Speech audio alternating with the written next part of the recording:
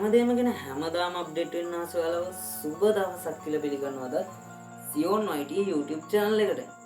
යාළුවනේ අද මම ඔයාලට අරගෙන ඇවිල්ලා තියෙන්නේ අවුරුද්දක නිහඬතාවයකට පස්සේ සෝල් නගරයේ බොක්සිං හඬ ආයමත් පාරක් අවදි වෙලා තියෙනවා. ඔයාලා හැමෝම නොයිවසිල්ලෙන් මග බලාගෙන හිටපු Blood Hunt series එකේ දෙවනි කතා පෙළ හිතුවටත් වැඩිය ඉක්මනට මේ නිකුත් වෙලා තියෙනවා. ඔයාට මතක ඇති අහිංසක පෙනුමක් තිබ්බට පාරවල් එක පිට දීලා 10 දෙනෙක් වුණත් එක පාර බිම දාන්න පුළුවන් තරම් ශක්තිය සහ වේගයක් තිබ්බ අපේ කතා මාලාවේ හීරෝ වෙච්ච ගන්නූව. ඒ වගේම කටේ වචනෙට වැඩිය අතේ පාර ඉක්මන් වුණ වූජින් අපේ කතා මාලාවේ හීරෝ සහ හීරෝගේ යාළුවා. එහෙමත් නැත්නම් ගන්නූ සහ වූජින් එකතු වෙලා Blood Hunt කතා මාලාවේ කිම් මියොන් ගිල් කියන ඉස්මයිල් කැපිටල් සමාගමේ නායකයා සහ එයාගේ කල්ලිය පිරිස දනගස්ස පිදිය වලට හොඳට මතක ඇති. හැබැයි මේ පාර හීරෝ සහ හීරෝගේ යාළුවට සටන් කරන්න සිද්ධ වෙන්නේ කිම් යොන් ගිල් වගේ පුද්ගලයෙක් එක නෙමෙයි. මොකද මේ පුද්ගලයා ලෙහෙසි පහසු පුද්ගලයෙක් නෙමෙයි. මියොන් ගිල්ට වැඩිය 100,000 ගුණයක් බලවත්, ශක්තිමත්, ඒ වගේම වේගවත් පුද්ගලයෙක් සමග. මේ පුද්ගලයා ගැන මම එහෙම කිව්වේ මොකද කිව්වොත් මේ පුද්ගලයා සෑහෙන බොක්සිං කලාව හොඳට ප්‍රගුණ කරපු පුද්ගලයෙක්. මොහොත් සමග සටනට එන ප්‍රතිවාදියාගේ සටන් ඉරියව් හොඳට නිරීක්ෂණය කරලා ඔහුව සටනින් පරාජය කරලා අමානුෂික ලෙස පාර දීලා ඒ පුද්ගලයාව ඝාතනය කරලා දානවා. මෙන්න මේ පුද්ගලයාත් සමග තමයි අද කතාව දිවෙන්නේ. ඔයාලා හිතන විදියට හීරෝ සහ හීරෝගේ යාළුවා කොහොමද මේ පුද්ගලයාව පරාද කරන්නේ? මේ පුද්ගලයා මොහුන්ට ප්‍රතිවාදියෙක් විදියට තරඟ කරන්න සිද්ධ වෙන්නේ මොන හේතුවක් නිසාද? මේ පුද්ගලයාටින් තව කී දෙනෙක්ගේ ජීවිත නැති වේද? අපේ හීරෝ සහ හීරෝගේ යාළුවට මේ දේවල් නවත්තන්න පුළුවන් වේද? ඒ වගේම මේ හැම දෙයක්ම ගැනම දැනගන්න නම් ඔයාලට අද කතා මාලාව අනිවාර්යයෙන්ම බලන්නම සිද්ධ වෙනවා. ඔයාලා channel එකට අලුතෙන් එකතු වුණා නම් අනිවාර්යයෙන්ම පහළ තියෙන subscribe button එක touch කරලා notification all දැම්මොත් තමයි මේකේ ඊළඟ එපිසෝඩ් එක දාපු ගමන්ම ෂණිකවම notification එක කරා ඔයාලගේ ළඟටම ගෙන්න ගන්න පුළුවන් වෙන්නේ. ඒ වගේ මේ වගේ අලුත් movies TV series බලන්න කැමති නම් අනිවාර්යයෙන්ම වීඩියෝ එකට like එකක් දාලා ඔයාගේ අදහස පහලින් comment කරගෙන යන්න අමතක කරන්න එපා. හරි එහෙනම් දැන් විස්තර සෑහෙන වෙලාවක් තිස්සේ කතා කරා. දැන් එහෙනම් යමු අද අපේ කතාව පැත්තට. හරි දැන් අපිට බලාගෙන ලැබෙන හීරෝ සහ හීරෝගේ යාළුවා ඊළඟ තරඟාවලියට දින ගනිමින් ඉන්නවා. කොහොමද මේ විදිහට කැලෙන්ඩර් එකේ දිනක් බලලා ඊට පස්සේ මෙයාලා වෙනදා වගේම උදේම මෙයාලාගේ එක්සර්සයිස් කරන්න යනවා. මේ විදිහට මෙයාලා හැමදාම වගේ වෝම් අප් වෙන්නේ එක්සර්සයිස් කරන්නේ මෙයාලා තරඟාවලියකට ඇතුළත් වෙන්න ඉන්නවා.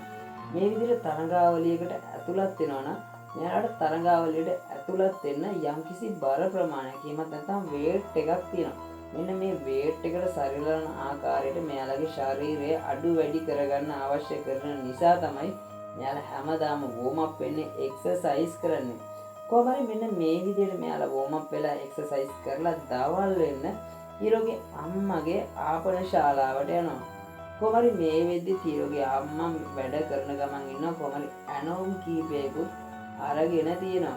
හීරෝගේ යාළුවා අම්මට උදව් කරන අතරතුරේ හීරෝගේ අම්මා අරගත්තු ඇනෝම් කීපේ බාර දෙන්න අපේ හීරෝ පිටත් වෙනවා. කොහොම හරි මේ විදිහට දවසේ හීරෝගේ අම්මගේ වැඩවලටත් උදව් කරලා එයා බාරගත්තු ඇනෝම් ලබා දීලා මෙයාලගේ වැඩ ටික කරගෙන කොහොම හරි මෙන්න මේ විදිහට මෙයාලගේ දවස ගෙවිලා යනවා. හරි දැන් ඔයාලට බලා ගන්න හම්බෙන අපේ හීරෝ සහ හීරෝගේ යාළුවා මහන්සි වුණ මග බලන් හිටපු තරඟාවලියේ දවසක් උදා වෙලා තියෙනවා. WBC middle weight තරඟාවලිය. මෙන්න මේ තරඟාවලියේ හීරෝ තරඟ කරන්න යනවා. හීරෝගේ ප්‍රතිවාදියා විදිහට හීරෝට මෙතනදී බලා ගන්න ලැබෙන්නේ ආදික් බොලොව් කියලා තරඟකරුවෙක්. මේ පුද්ගලයා නියම සටන්කරුවෙක්. ඒ වගේම සෑහෙන හොඳ දක්ෂ සටන්කරුවෙක්.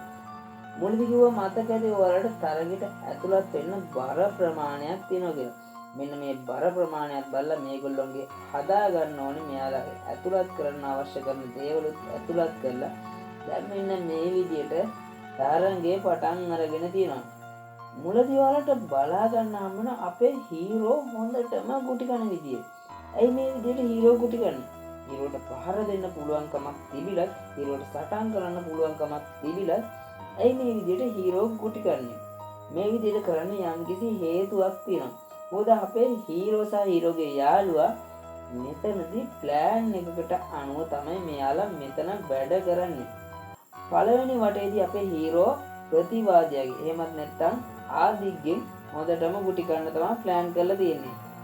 ඒ විදිහට කොහමරි ගුටි කාලා අවසානයේ කොහමරි තරඟාවලිය රැඳිලා ඉඳලා දෙවනි වටේදී එනවා. කොහමරි දෙවනි වටේදී පුළුවන් තරම් අල්ලගෙන ඉඳලා කොහමරි ආදික්ව අඩපණ කරන්න තමයි බලන්නේ.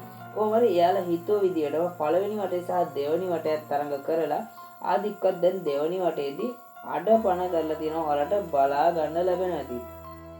ඒ වගේම තුන්වෙනි වටේ එහෙමත් නැත්නම් අවසාන රවුන්ඩ් එකේදී මෙයාලගේ ප්ලෑන් එකට අනුව මෙයාලා හිතාගෙන ඉන්නේ අවසාන වටේ හොඳම පහර ලබා දීලා ආදික්ව මෙතනදී බිම දාන්න. කොහමරි මෙන්න මේ විදිහට තුන්වෙනි වටයක් පටන් ගත්තායින් පස්සේ එකම එක පහරයි අපේ හීරෝ මේ ආදික්ට ලබා දෙන්නේ. මොකද මේ හීරෝගේ හොඳම පහර තමයි මේ ආදික්ට ලබා දෙන්නේ. එකම එක පහරකින් හීරෝලගේ ප්ලෑන් එකට අනුව ආදික්ව මෙතනදී බිම දානවා. ඔයාලට දැන් බලා ගන්න ලැබෙනවා ඇති. කොහොමද මේ විදිහට මේගොල්ලෝ ජයග්‍රහණය කරපු තරඟාවලිය ගැන සතුටු වෙමින් මේගොල්ලෝගේ දවස ගෙවන ගමන් ඉඳින් නොහිතපු විදිහට මින් බොම් මෙයාලගේ ගෙදරට එනවා. මේ විදිහට එන මින් බොම්ව හීරෝගේ අම්මගේ ඇතුළට ගන්නවා. මින් බොම් ඇවිල්ලා ඉන්නවා දැක්ක ගමන් අපේ හීරෝ සහ හීරෝගේ යාළුවාට හිතා ගන්න බැරි තරම් ලොකු සතුටක් ඇති වෙනවා. මොකද කිව්වොත් සෑහෙන දවසකට පස්සේ තමයි මෙන්න මේ විදිහට මින් බොම් මේ දෙන්නව බලන්න ඇවිල්ලා තියෙන්නේ. කොහොමද දැන් ඔයාලට අනිත් පැත්තෙන් බලා ගන්න හම්බ වෙනවා. ඔයාලට මතක ඇති හීරෝත් එක්ක සටන් කරපු ආදිත්ව එක්තරා කණ්ඩායමක් විසින් කිසියම් ස්ථානයකට අරගෙන යනවා. මේ විදිහට ආදිත්ව මෙයාලා කොහෙටද අරගෙන යන්නේ? මෙයාලා ආදිත්ට මොකද දැන් මේ කරන්න හදන්නේ? හරි, මම ඔයාලට කෙටියෙන් පැහැදිලි කරන්නම්. මේ දැන් මේ විදිහට ආදිත්ව අරගෙන යන්නේ එක්තරා එක පුද්ගලයෙක් ළඟට. IKFC කියන මෙන්න මේ කල්ලියේ බොක්සින් තරඟාවලියක් මේගොල්ලෝ එක දිගට පවත්වනවා. මෙන්න මේ තරඟාවලියට ඇතුළත් වෙන්න. එහෙමත් නැත්නම් මෙන්න මේ තරඟාවලියේ තරඟ කරන තමයි මේ විදිහට ආදික්ව මෙයාලා අරගෙන යන්නේ. මේ විදිහට ආදික් තරඟ කරන්න යන්නේ නකල් ෆයිට් කියන මෙන්න මේ තරඟාවලියට. හරි, දැන් මෙන්න මේ විදිහට අරගෙන ගියපු ආදික්ට සිද්ධ වෙනවා IKFC එකේ ලොක්කා එහෙමත් නැත්නම් බෙක් ජෝන් එක සටන් කරන. මම මෙයාලට බෙක් කියලාම කියන්නම් ඔයාලට ලේසි වෙන්න. කවුද මේ බෙක් කියන්නේ? ඇයි මෙයා මේ විදිහට IKFC කියලා කල්ලියක් නියෝජනය කරන්නේ? මෙයාට මේකෙන් ලැබෙන ප්‍රතිලාභ තියනවද? ඒ ප්‍රතිලාභ මොනවාද? මේ හැමදේම ගැනම දැනගන්න නම් කතාව ස්කිප් නොකර එක දිගට බලන්න සිද්ධ වෙනවා. හරි, ඒ වගේම ඔයාලා බ්ලඩ් හම් පළමු කතාමාලාව බැලුවේ නැද්ද? එහෙනම් අනිවාර්යයෙන්ම මතක ඇතුව පළමු කතාමාලාව බලලා මේ කතාවට එන්න කියලා මම මතක් කරනවා. මොකද පළමු කතාමාලාව සහ දෙවැනි කතාමාලාවේ සෑහෙන කොටස් ගොඩක් එකිනෙකට සම්බන්ධ නිසා මම මේ වීඩියෝස් වල ලින්ක්ස් ටික පළ ඩිස්ක්‍රිප්ෂන් එකේ පින් කමෙන්ට් එකක දාලා තියන්න. අනිවාර්යයෙන්ම මතක ඇතුව ඒ වීඩියෝ ටික බලලා ඉවරලා මේ කතාමාලාවට එන්න කියලා මම ආරාධනා කරනවා. හරි, කොහොම හරි මේ විදිහට ටිකක් වෙලා යද්දී මේ විදිහට ලෑස්ති වුණ ආදික් වලල්ල ඇතුළට එනවා. විනාඩි 10කට වගේ පස්සේ ආදිගේ ප්‍රතිවාදී එහෙම නැත්නම් බෙක් තමයි ඊළඟට වලල්ලට එන්නේ. කොහොම හරි මෙන්න මේ විදිහට මෙතනදී මෙයාලා සටන පටන් ගන්නවා. ඔයාලට මතක ඇති හීරෝ සහ ආදික් අතර පැවැත්වුණු තරගයෙන් ආදික්ට හීරෝගේ අතින් තුවාලයක් සිද්ධ වුණා. මොකද කිව්වොත් මේකෙන් සෑහෙන ලොකු ඩැමේජ් එකක් ආදික්ගේ මූණට සිද්ධ වුණා. මෙන්න මේ බෙග්ගේ ප්ලෑන් එක නැත්නම් මේ බෙග්ගේ සැලැස්ම වෙලා තියෙන්නේ මෙන්න මේ තුවාල ප්‍රදේශයට පහර දෙන්න. සටන ආරම්භුණාට පස්සේ මෙන්න මේ බෙක් කියන පුද්ගලයා ආදිගේ තුවාල ප්‍රදේශයටම පහර දෙන්න ගන්න. මෙන්න මේ විදිහට පහර දෙන එකෙන් ආදිගේ පෙනීම සෑහෙන දුරට අඩු වෙන්න පටන් ගන්නවා. මෙතනින් වාසියක් කරගත්ත බෙක් ආදික්ට හොඳටම පහර දීලා අතකුත් එතනදිම කඩලා දානවා. මේ බෙක් කියන පුද්ගලයා මෙතනින් නතර වෙන්නේ නැහැ. මෙයාලා මෙන්න මේ විදිහට සටන් කරන විවිධ රටවල් වල පුද්ගලයන් මෙයාලා මෙන්න මේ තරඟ කරන තරඟාවලිය මේ විදිහට මේ පුද්ගලයා එහෙම නැත්නම් බෙක් මෙතනින් නතර වෙන්නේ නැහැ. මෙයාලා මේ විදිහට මේ සටන් කරන්නේ විවිධ රටවල් වල පුද්ගලයන් මෙයාලට තියෙන ලංසු වෙනුවෙන් මෙයාලට තියෙන මුදල් වෙනුවෙන්ම පමණයි. ඒ කියන්නේ ඔයාලට මම මුලදී කිව්වා මෙයාලට මේකෙන් ලැබෙන ප්‍රතිලාභ මොනවද? මේ IKFC එකේ ලොක්කවච්ච බෙක්ට මේකෙන් ලැබෙන ප්‍රතිලාභ මොනවද කියලා. මේ විදිහට මෙයාලා තරඟ කරන එකෙන් මෙයාලා මේක ලයිව් දෙන හන්දා විවිධ රටවල් වලින් මෙන්න මේ සටන් කරන විදිය මේගොල්ලෝ මේ සටන් කරන තරඟාවලිය බලාගෙන ඉන්නවා. මෙන්න මේ තරඟාවලියට විවිධ රටවල් වල විවිධ පුද්ගලයන් ලන්සු තියනවා. මුදල් ලබා දෙනවා. ඩොලර් මෙයාලා වෙනුවෙන් යනවා.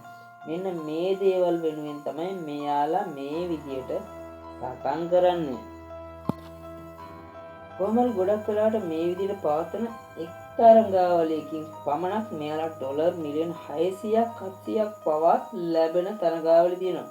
කොහොමද මේ විදියට මේ තරඟාවලියෙන් අනතුරු කොහොමද අධික බිම වැටලා ඉන්න දැන් ඔයාලට බලා ගන්න ලැබෙනවා ඇති. බෙක් ඒත් නවතින්නේ නැහැ. බෙක් ආයමත් පාරක් ගිහිල්ලා ආදික්ට ආයමත් මේ එනකම් හොඳටම පහර දෙන්න ගන්නවා. කොහොමද මේ විදියට බෙක් පහර දීලා ඉවරලා මෙතනින් පිටත් වෙලා යනවා. ඊට පස්සේ IKFC කණ්ඩායමේ වැඩ කරන වෛද්‍යවරයා ඇවිල්ලා ආදික්ව පරීක්ෂා කරනවා. මේ විදිහට පරීක්ෂා කරලා ඊට පස්සේ IKFC කණ්ඩායමේ තවත් එක් ප්‍රධාන සමාජිකයෙක්ට මෙන්න මේ විදිහට කියනවා. මොහුගේ හදවත තාමත් හොඳින් වැඩ කරනවා. ඒකට හේතුව වෙන්නේ මොහු බොක්සිං ක්‍රීඩකයෙක් නිසා. ඒ විදිහට ඒ සමාජිකයාට ඒක කිව්වට පස්සේ ඒ සමාජිකයා මෙන්න මේ විදිහට කියනවා. මොහුගේ හදවත සහ වකුගඩු දෙකට අපට හොඳ මිලකට විකුණන්න පුළුවන් කියලා. මෙන්න මේ විදිහට කිව්ව ගාම බෙක්ගේ ප්‍රධාන සමාජිකයා මෙතනට වේගෙන් ඇවිල්ලා අධිකේ බෙල්ලට පිටින් ඇනලා ඔහු එතනම ඝාතනය කරලා දානවා. මේ විදිහට වකුගඩු සහ හදවත් විකුණන්න එපා. මොකද මේකෙන් වෙන්නේ තවත් සාක්ෂි ඉතුරු වෙන එක. ඒ නිසා මේ වගේ වැඩ ආයිමත් කරන්න එපා කියලා අර කලින් සමාජිකයට බැනලා මේ විදිහට මෙතනින් මෙයාලා පිටත් වෙලා යනවා. හරියට පස්සේ අපිට දැන් බලා ගන්න හම්බ වෙනවා හීරෝ සහ හීරෝගේ යාළුවා ටෙයෝන් මුණ ගැහෙන්න ඇවිල්ලා ඉන්නවා. දැන් ඔයාලා බලන ඇති මේ ටෙයෝන් කියන්නේ කවුද කියලා. ඔයාලා පළවෙනි කතා මාලාව බැලුවා නම් අනිවාර්යයෙන්ම මේ ටෙයෝන් ගැන සම්පූර්ණ විස්තරය ඔයාලට දැනගන්න හම්බ වෙයි. එයන්ද අනිවාර්යයෙන්ම මිස් කරගන්නේ නැතුව මම ඩිස්ක්‍රිප්ෂන් එකේ සහ කමෙන්ට් සෙක්ෂන් එකේ දාලා තියෙන ලින්ක්ස් වලින් ගිහිල්ලා අනිවාර්යයෙන්ම පළවෙනි සීසන් එකේ එපිසෝඩ් ටිකක් බලලා එන්න කියලා මම ඔයාලට මතක් කරනවා. හරියට පස්සේ අනිත් පැත්තෙන් අපිට බලා ගන්න හම්බුන රාත්‍රී කාලයේදී ඊරෝගේ ගෙදරට මේ බෙක් සහ එයාගේ කණ්ඩායමේ පිරිසක් මේ විදියට ඇවිල්ලා ඉන්නවා. මේ විදියට ඇවිල්ලා වෙලා අපේ හීරෝ සහ හීරෝගේ අම්මාට හීරෝගේ යාළුවාට මෙයාලා මුලින්ම හොඳින් කතා කරනවා. හීරෝට කියනවා මේ විදිහට එයත් එක්ක තරගාවලියකට එන්න. එයා තරගාවලියකට ඇවිල්ලා එයාට තරග කරනවට විතරක් ඩොලර් මිලියන 10ක් දෙනවා කියලා. ඊට පස්සේ හීරෝ මුලින්ම මේ ගැන කල්පනා කරනවා. ඊට පස්සේ මෙන්න මේ බෙක් කියන පුද්ගලයා කියනවා ඔයා මේකට කැමති වෙනවට විතරක් මම ඔයාලට ඩොලර් මිලියනයක් දෙනවා කියලා.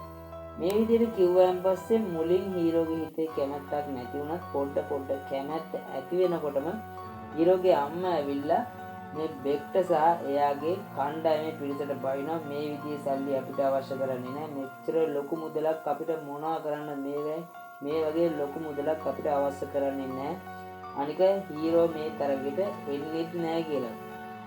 කොහමරි මෙන්න මේ විදිහට කිව්වන් පස්සේ බෙක්ට සෑහෙන තරහ යනවා. කොහමරි මේ විදිහට තරහ ගිහපු බෙක් හීරෝගේ අම්මට සහ හීරෝට මේ තුන් දෙනාටම බැනලා මෙයාලට තර්ජනය කරලා මෙතනින් පිටත් වෙලා යනවා. මේ විදිහට බෙක් ඇවිල්ලා කරපු තර්ජනයත් එක්ක හීරෝ සහ හීරෝගේ යාළුවා තේරුම් ගන්නවා එයාලට ඊළඟට එන්න තියෙන අභියෝගය එහෙමත් නැත්නම් එයාලට ඊළඟට එන්න තියෙන ප්‍රශ්නේ ආරම්භය තමයි මෙන්න මේ ප්‍රශ්නේ කියලා. කොහමද ඔයාලට මතක ඇති කලින් කතා මාලාව බැලුවා නම් හිම්යොන් ගිල්ගේ කණ්ඩායමේ පුද්ගලයෙක් අපේ හීරෝ සහ හීරෝගේ යාළුවාට උදව් කරා දාමරිකයන් පිළිබඳ තොරතුරු හොයාගන්න. ඒ වගේම මේ මියොන් ගිල් පිළිබඳ තොරතුරු හොයාගන්න. මෙන්න මේ පුද්ගලයාව ආයමත් පාර හීරෝ සහ හීරෝගේ යාළුවා සම්බන්ධ කරගන්නවා. මේ විදිහට මේ පුද්ගලයාව සම්බන්ධ කරගන්නේ මෙන්න මේ IKFC එක සම්බන්ධ තොරතුරු දැනගන්න. එහෙමත් නැත්නම් මෙන්න මේ බෙක් කියන පුද්ගලයා සම්බන්ධ තොරතුරු දැනගන්න. කොහොමද මෙන්න මේ පුද්ගලයා හරහා තොරතුරු හොයාගන්න උත්සාහ කරත් මෙයාට කිසිම තොරතුරක් හොයාගන්න හම්බෙන්නේ නැහැ මේ බෙක් සහ මේ IKFC කියන සමාගම සම්බන්ධව. කොහොමද දැන් මේ බෙක්ට උමනා වෙනවා එයාගේ ෆයිටින් ක්ලබ් එකට යා වගේම දක්ෂ බුද්ධිමත් ඒ වගේම ශක්තිමත් සටන්කරුවෙක් තෝරගන්න. මෙතනදී මේ කල්ලියේ සමාජිකයෙක් බෙක්ට ලබා දෙන පුද්ගලයන් කිහිප දෙනෙක්ගේ පින්තූර ලබා දීලා කියනවා ඔයාට මෙතනින් කැමති පුද්ගලයෙක් තෝරගන්න පුළුවන්. මම මේ පුද්ගලයාව පුළුවන් ඉක්මනට ඔබතුමා ළඟට ගෙනල්ලා දෙනවා කියලා. කොහොම හරි මේ විදිහට මේ පින්තූර බලනකොට බෙක් නතර වෙන එක්තරා එක පුද්ගලයෙක්ගේ පින්තූරයක් ළඟ. ඔයාලා පළවෙනි කතා මාලාව බැලුවනම් මේ පුද්ගලයා මොනතරම් දක්ෂ සටන්කරුවෙක්ද මේ පුද්ගලයා මොන වගේ කෙනෙක්ද කියන දේ සම්බන්ධව හොඳ අයිඩියා එකක් ඔයාලට ගන්න පුළුවන්. හරි ඊට පස්සේ දැන් අපිට අනිත් පැත්තෙන් බලා ගන්න හම්බ වෙනවා එක්තරා එක බන්ධනාගාරයක එක පුද්ගලයෙක්ව සිර කරලා තියෙනවා. මේ පුද්ගලයා කවුද? ඇයි මේ විදිහට මෙයාව හිර කරලා තියෙන්නේ? හරි ඒ ගැනත් අපි කතා කරමු ඉස්සරහට. කොහොම හරි මෙන්න මේ පුද්ගලයාට ආරක්ෂකයෝ විසින් පොතක් ලබා දෙනවා. මෙන්න මේ පොතේ එක් පිටුවක කොලයක සඳහන් කරලා තියෙනවා දවස් 2කින් දවල් 1ට මේ ඉවල තියෙන පෙත්ත බීපන් මම උඹව හිරෙන් එළියට ගන්නම් කියලා. දැන් ඔයාලට කුතුහලයක් ඇති මොකද්ද මේ සිද්ධ වෙන්න යන්නේ? කවුද මේ කියන පුද්ගලයා? අපි බලමු කතාව ඉස්සරහට කවුද මේ පුද්ගලයා? ඇයි මේ විදිහට මෙයාට මේ වගේ බෙහෙත් පෙත්තක් කියලා තියෙන ලියවණක් එක්ක කියලා. හරි ඔයාලට මතක ඇති හීරෝ සහ හීරෝගේ යාළුවාට ගෙදරටම ඇවිල්ලා බෙක් තර්ජනය කරා. එයාත් එක්ක සටන් කරන්න ආවේ නැත්තම් බලව ඔක්කොම මරනවා කියලා. ඒ විදිහට තර්ජනය කරලා හීරෝ සහ හීරෝගේ යාළුවා සටනට ආපු නැති නිසා බෙක් කරන්නේ හීරෝගේ අම්මව පැහැර ගන්න හදන එක. ඒ විදිහට පැහැර ගත්තයින් පස්සේ හීරෝ එයාත් එක්ක සටන් කරන්න එයි කියලා හිතාගෙන. හරි ඊට පස්සේ බෙක් කරන්නේ කණ්ඩායමක් එවනවා හීරෝලගේ ගෙදරට. මේ විදිහට එවපු කණ්ඩායම කාටවත් නොදැනි හොර රාසයේ කොහම හරි ගෙට ඇතුල් වෙලා හීරෝගේ අම්මව මෙතනින් පැහැරගෙන යන්න උත්සාහ කරද්දී හීරෝ සහ හීරෝගේ යාළුවා මෙතනට නොහිතපු විදියට එනවා. කොහොම හරි මෙතනදී ආපු පිරිස්සා මේ දෙන්න අතර සෑහෙන ලොකු සටනකින් අනතුරුව හීරෝලට පුළුවන් වෙනවා හීරෝගේ අම්මව මේ ආපු පිරිසගෙන් බේරගන්න. ඊට පස්සේ හීරෝට උමනා වෙනවා මේ ආව පුද්ගලයින්ව අල්ලගන්න. මොකද දැන් හීරෝට අවශ්‍යයි කවුද මේ පුද්ගලයෝ? මේ පුද්ගලයන්ව කවුද එව්වේ කියන දේ සම්බන්ධව දැනගන්න. ඊට පස්සේ මේ පුද්ගලයෝ ආපු වාහනේ නැගලා ආයි මෙතනින් පිටත් වෙලා යන්න හදනකොට හීරෝ කරන්න පුළුවන් තරම් වේගයෙන් මෙන්න මේ වාහනේ පිටිපස්සෙන් දුවන එක. කොහොම හරි මේ විදිහට සෑහෙන දුරක් දිව්වයන් පස්සේ එක්තරා එක තැනකදී හීරෝ නොහිතපු විදියට මේ වාහනේ සහ මේ වාහනේ ඇතුලේ හිටපු පිරිසත් සමග මේ වාහනේ ලොකු පිපුරමකින් විනාශ වෙලා යනවා. ඔයාලා හිතන විදිහට හීරෝට පුළුවන් වේද මේ විදිහට බෙක් කෙවන පුද්ගලයින්ව නතර කරන්න? බෙක් සමග සටන් කරන්න අපේ හීරෝට යන්න සිද්ධ වේද? නැත්නම් කලින් වගේම තවත් ජීවිත කීයක් බිලිගනීද? මේ හැමදේම ගැනම දැනගන්න නම් අනිවාර්යයෙන්ම ඊළඟ එපිසෝඩ් එක ගැන බලන්නම සිද්ධ වෙනවා. කතාව ගැන දැනෙන අදහස පහලින් කමෙන්ට් කරන් යන්න. ඒ වගේම වීඩියෝ එකට ලයික් එකක් දාන්න අමතක කරන්න එපා. මේ වගේ අලුත්ම මූවිස් TV සීරීස් බලන්න ආස නම් අනිවාර්යයෙන්ම මතකතුව අපිව subscribe කරලා තියාගන්න. එහෙනම් අදට මේ එපිසෝඩ් එක මම මෙතනින් ඉවර කරනවා. ඊළඟ එපිසෝඩ් එකෙන් හම්බ වෙනකම් මම සියෝන් ඔයාලා හැමෝටම සුබ දවසක්. සතුටින් පරිස්සමෙන් ඉන්න.